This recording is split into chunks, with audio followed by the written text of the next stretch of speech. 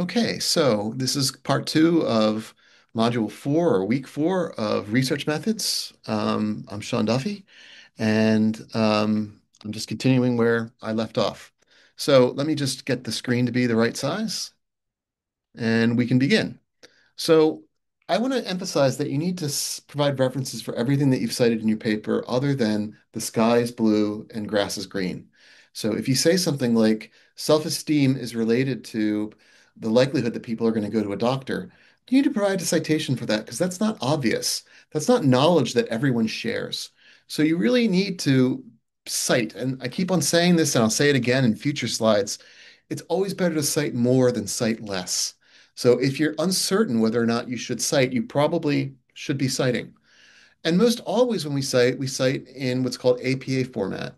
APA format is the American Psychological Association's method for citing research articles. It's kind of weird.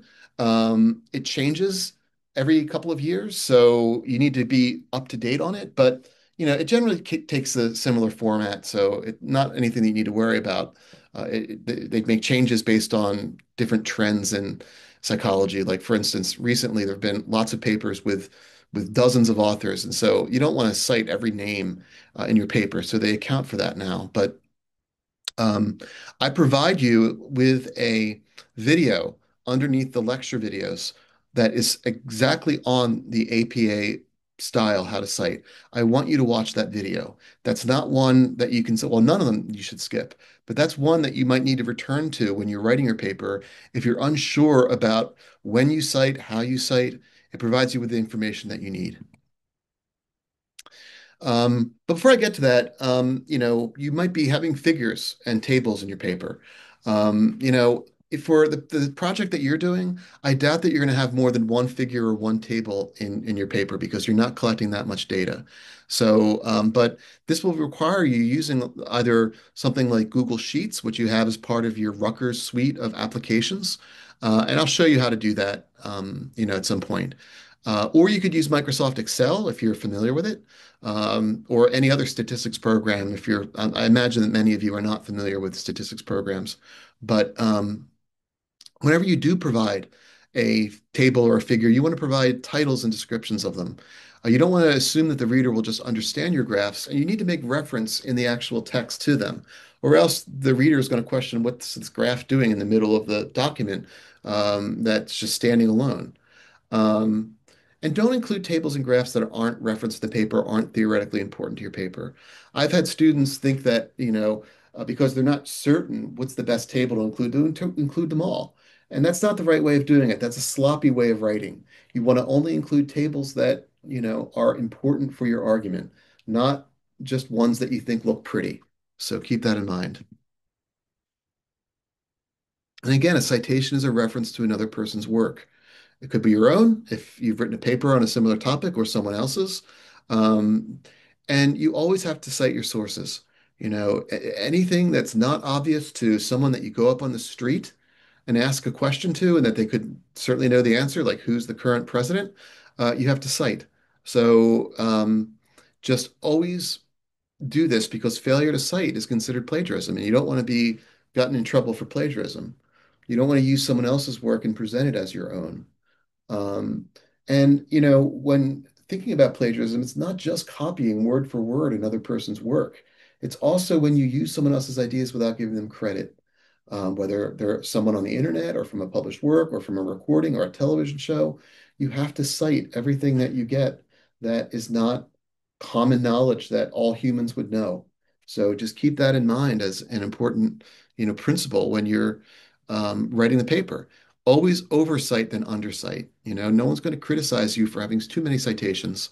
It's always best to go overboard a little bit. And this is an example from one of my own papers.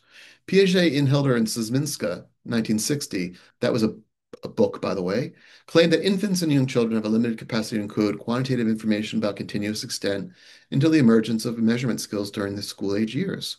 However, recent studies provide evidence that even infants can code extent and distance. And I cite here Huttenlocher, Duffy, and Levine. So here I am citing myself, 2002. Fagenson, Carey, Spelke, 2002, Bayer, Jean, Kadovsky, and Needham, 1994. So these are three people that have shown exactly what I said, that infants can encode object extent and distance. So this is what I mean. It's not obvious to someone on the street that the recent studies provide evidence that even infants can encode object extent and distance. So you've got to cite these individuals in order to not be accused of plagiarism. So that's an example. And now, when you watch the video that I've included in this module on APA style, it's going to explain that there's two ways of citing. Up here, I'm citing within a sentence, okay, right here. And in that case, you use the word and. Okay. But when you have citations that are in parentheses at the end of a sentence, you use an ampersand. Okay. So that symbol. Okay. And you do a little bit of, you don't put brackets around 2002 or, 1994. You just put a comma, then you put the year when it's in a parentheses at the end of a sentence. But if you use it in the middle or at the beginning of a sentence, you use and then you put parentheses around the year. Okay. Those are really the only two ways that you cite in text. So it's not like you have to learn a whole big system. Like this is the way you do it. And these are the only options really. So just keep that sort of in mind that there are different rules and those rules are explained in that video that I include. So here I circled the example of what you need to pay attention to. And then you can see again whether or not you put, parentheses around the year or not. Okay, and those are good examples of that. Um, so when you cite an article in text, all you provide is the author's last names. If there's multiple author, then you put all of their last names, depending on again, there's rules for that. If it's more than four, there's a rule, and you just have to follow there are various crib sheets. I included a crib sheet as part of the readings for this module, so you'll be able to look at that and know. Um, and again, this is what I showed you before. When using a sentence, separate the last from the rest using the word and when in parentheses, use the ampersand symbol. And I have the example down there. Duffy, Huttenlocher, and Levine, 2005, demonstrate that 4-year-olds rely on relative information. But if I put it this way, 4-year-olds rely on relative information, and that's the sentence, then I would put a parentheses, put the names there, the ampersand symbol, as you see, and then a comma, and then 2005. Okay. These are just very simple rules to follow. Once you learn them, you don't have to think about them again, but they're important just to know about because this is not like the other ways. I mean, you might have in other classes, like English classes, used MLA or there's a Chicago style, but this is what psychologists use. So you just have to learn this way, and it'll help you for any paper that you write in the future. Because whether or not it's in this class or in your health science class or in social psych class or whatever class you're going to be using is going to use this system because we all do. It's the only system that psychologists use, and so just get used to using it.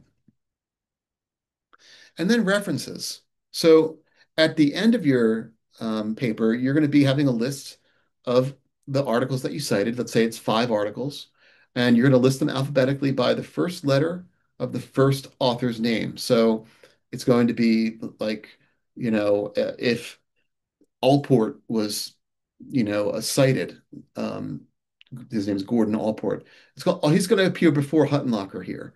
Okay, so it's always in alphabetical order of the first letter of the last name of the author. So here it would be Huttenlocher, and then comma the first letter of her name, which J, then period, comma Duffy, comma S period, comma ampersand Levine, comma S period. And then you have parentheses 2002, and then a period. Infants and toddlers, discriminate amount are they measuring?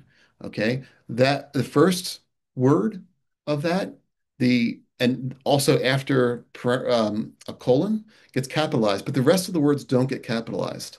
But then you have the journal that appears in. This appeared in the journal Psychological Science. That is both italicized and the first letter of each word is capitalized. And then you have the volume number because there are multiple volumes of this journal, and then the page number that it appears on. Okay, so 244 to 249. The next is a chapter from a book. Okay. And you can see you have it's similar, but you have to also then put this is the title of the chapter. Okay. Notice that it also does not have capital for letters for the beginning of each word, but it's also then you have in D. Sperber, that's Dan Sperber, and D. Premack, Dan Premack. And then and that's weird that you don't you put their letters before the last name, and then you put parentheses eds for editors, causal cognition, a multidisciplinary approach. That's the book, and then you put. Uh, I think that the newest edition got rid of the place, so New York doesn't need to be put in there. It just would be Clarendon, and that would be it. And then full books get something like Nunez T in Bryant, comma P 1986, Children Doing Mathematics. Again, I think that the most recent, these slides are from last year, but the most recent thing that came out this summer is that they're getting rid of the place where things are published and just put the publisher. Again, go by what the video that I uploaded says. But again, I don't mind if you get this a little bit wrong. Okay. Other professors really care if you get this wrong. So even though when you submit your paper, I'm going to comment if you got it wrong. And again, you don't need to really worry about these two because most of the time we're going to be citing journal articles anyway. So you're going to really want to focus on this top one. But I'm not going to be as strict as other professors might be. And so just keep that in mind that, you know, I know a professor, I don't know if he teaches here anymore, but, if you got one period misplaced in all of this, it would be 2 points off or whatever off. So just keep in mind that this is just something that you have to learn, when you learn how to do research. So just keep doing it, following the rule book. Now, style. Style really refers to the aesthetic aspects of the paper, okay? And you've got to think about, that you're telling a story of the generation of an idea. And so you want to write with clarity and style. Every sentence should have a clear meaning that can't be misinterpreted. Ambiguity is not tolerable in science. So every sentence needs to be very specific. It should be clear. It should be short. You don't want to have really, long run-on sentences. Less is sometimes more. I often, find that students want to sort of put as much in there to make this look long because they think that the longer something is, the heavier it is, the more important it's judged to be. But that's not the case. Often, brevity makes things much more readable. And what you want is for people to read your paper. You don't want them to be impressed with how long it is. Anyone can write a lot. I mean, it's just, you just keep on typing. But you want to stick to the story. Right. I mean, like, would you want someone to give you directions, where they just go on forever and ever? You just want to know, go Route 130 west to, whatever street, turn right and right. But like, do you need to, do Route 130, you will pass the target and sometimes being, brevity really is you know, the best way of going. Um, and you also want to make your writing interesting to readers. You want to avoid flowery language, which might be hard to interpret. But your writing should be, very readable and very, crisp. So you're writing a scientific document. You're not writing an essay, and it's certainly not a personal essay. So definitely try to, as best you can, take yourself out of the actual document that you're writing. Um, so you also want to try as best you can to avoid sexist language. So things like mankind or Indians or Orientals, these are not words that we use today. Humankind, Native Americans, East Asians, that's much better. Okay, so be sensitive to the kind of language that you're using because, we've moved on from, certain terms from the past. Um, and don't, refer using gender-specific personal pronouns unless, let's imagine that you're dealing with a paper that has to do with Hispanic women. Then if it's only women that you're dealing with, then yeah, her is fine.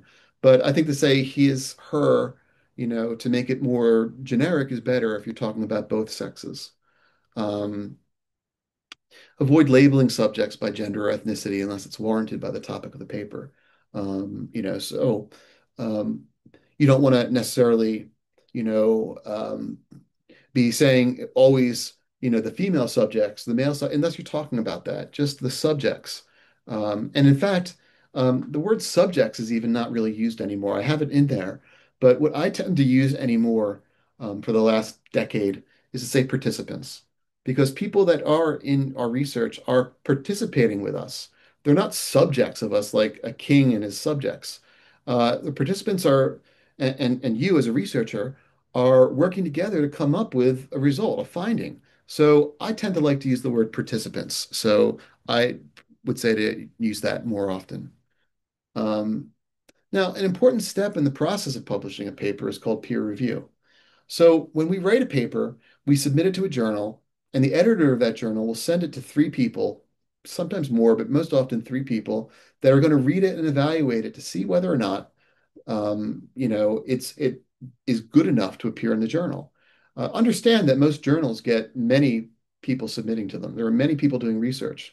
So a journal might get 100 submissions in a month, but they only have room to put in 30 papers. So they have to determine which ones go in and which ones get sent back and go unpublished. So the editor will send it to three people that are known scholars in the field. Each of them will read it and come up with comments, or they will comment on, what they think needs to be changed in order to make the paper stronger. And then they send those comments back to the editor of the paper, of the journal. And then based on those suggestions, the editor will decide whether to just reject it and to say, nah, it's not good enough for our journal, or to send it back to the author and say, revise it. Okay. Articles are almost never just accepted as they are. Okay. They're almost always being, you know, revised to some extent. So, the editor will send me, the writer, the comments of the reviewers. I'll send it back to the editor. Sometimes the editor will send it back to the reviewers to see if they're satisfied with the changes that I made. And then the reviewers will either say, yes, I'm satisfied, or no, I don't think that it was satisfactory. And then it goes back to the editor, and the editor will then have to decide, do I accept it? Do I send it back to the author? Sometimes it gets sent back to the writer, and they have to do, the revisions to make that reviewer happy that was not happy with the changes that were made. And then, the editor will at that point decide to, at that point, most articles get accepted if they went through that much work. Although I have had articles that have gone through a review like that, and the editor decides to just reject it in the end. And that's, unfortunate. Um, so if accepted, it's all good. It never happens on first try. You're never going to submit a paper to a journal and they're just going to say accept. If they do, then it's probably not a great journal to be publishing in. If asked to revise, then you must respond to the criticisms of the reviewers and rewrite parts of your paper. There's nothing wrong with that. And if rejected, it's not. I meant to say not all is bad. You can try another journal. There are hundreds of journals out, thousands of journals out there. So if you get rejected from one, you go to the next one and you submit it there. See what, there might be different reviewers. It might be slightly less competitive, and then you get it published there. So that's really what the process is in publishing. And uh, it is time consuming. One of the things that always struck me is that, the average time between the inception of an idea and the actual paper appearing in a journal is about 5 years. Sometimes it's a little bit shorter, sometimes it's a little bit longer. I mean, I know someone who wrote a really important paper that it was like 12 years before it got published from when they had the initial idea. But most of the time, it might be 3, 4, 5 years. Remember, most of the time you have to run an experiment, and often you have to run multiple experiments, and that takes time. And you have to also apply the IRB, as I described in the ethics section. So research is slow, but the good thing about it being slow is that it gives you time to do a good job and to make sure that you don't have errors in your work. So I think that that's an important part of the whole process, that it's, slow and steady wins the race, as they say. So, so, um, What I'm going to do is I'm going to go over this, your thesis in a nutshell, in the next video so that these are in reasonably, length videos. So there will be a third video where I talk about your thesis in a nutshell and I go over what your paper is going to look like that you're going to write for this class. So let me do that. I'm going to stop share and please go on to the next video.